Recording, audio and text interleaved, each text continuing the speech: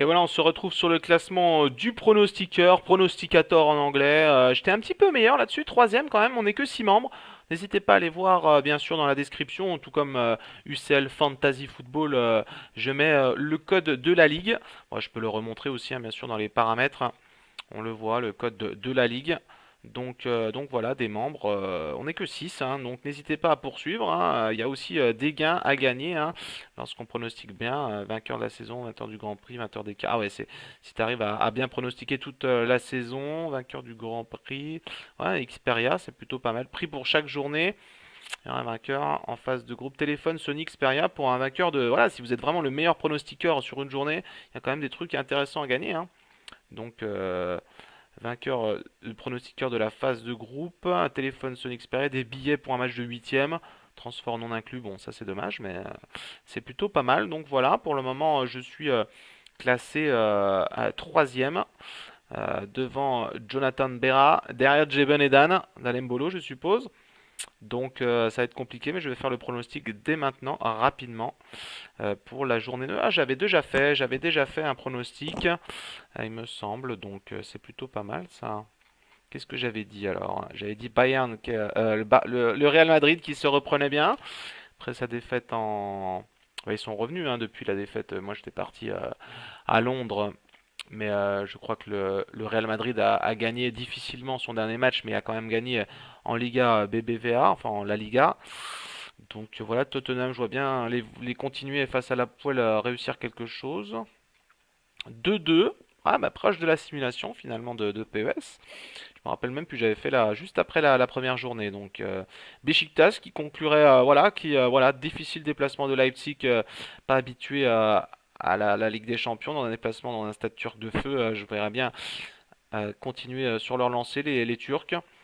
Manchester City séparé face à Schalke. Pourtant Schalke est une très bonne équipe, donc je ne sais pas.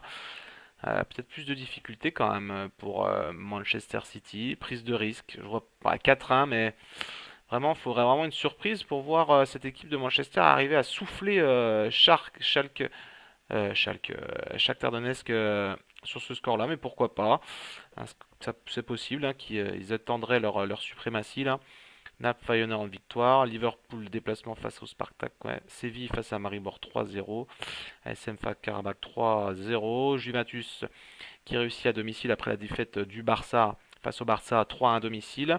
Barça face au Sporting 3-1, ouais, 4-2. Ouais, belle performance, 4 buts de ouais, Atlético. Voilà. C'était un pari, mais bon, voilà, pari risqué, hein, 318 points en cas de victoire, c'est-à-dire que il n'y a pas grand monde qui a parié ce score, mais on voit que voilà, c'est le plus improbable, c'est celui qui a le plus de points. En gros, là, tu vois, 185 points, c'est plus que probable. Anderlecht face à Celtic de 70. 3-1, tu vois, 259, personne voit trop le Paris Saint-Germain gagner de 3-1. Et bon, pourquoi pas, face au Bayern qui a pas forcément grande chance, enfin en grande forme non plus. 300, ouais, on voit sûrement beaucoup qui voient une victoire de MU à l'extérieur. Moi, je vois un match nul. Donc 312, c'est est-ce que c'est le plus improbable? 318 pour le moment, c'est le plus improbable. Mon 4-2. Euh, je crois que c'est le plus improbable de tout ce que j'ai fait, hein. 249 ici. Donc voilà, s'il y avait K2, plus tu mets de buts, plus c'est improbable. Les gens se cantonnent sur un résultat avec pas forcément énormément de buts, je pense. Donc voilà, ce serait bien. Putain, je suis un petit peu trop éclairé, non, je trouve. Est-ce qu'on peut régler ça, s'il vous plaît?